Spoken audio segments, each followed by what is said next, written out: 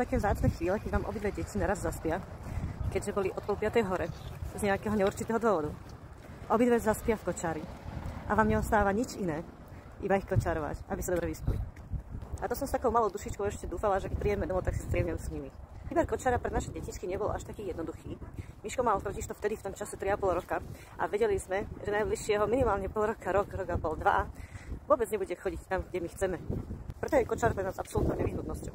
Lenže ako sa ukázalo, žiaden výrobca nemyslí na to, že vy môžete chcieť voziť naraz dve deti, z čoho jedno je miminko a druhé má povedzme 3,5 roka, 4,5. Osobne si myslím, že je úplne normálne, keď ešte rodičia pre takéto staré detičky kúpia golfače.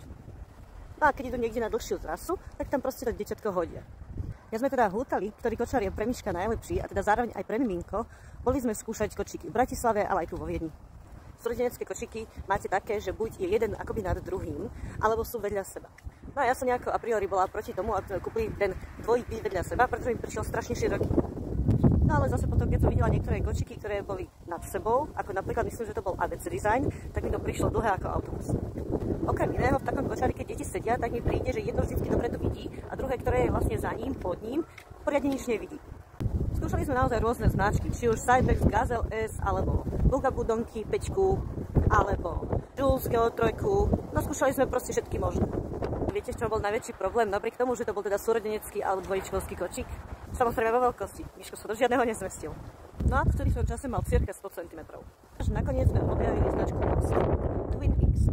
Kočár, ktorý v zásade vyzerá takto. S tým, že potom samozrejme Matiskovi tiež dáme športovú časť namiesto tejto vaničky. Vanička je samozrejme dosť malá, dosť je tesná, vzhľadom na to, že je zima a teda má tam zimný fusák, má ešte na sebe kombinézu. No dieťa je tam proste natlačené, stiesnené, ale vezie sa.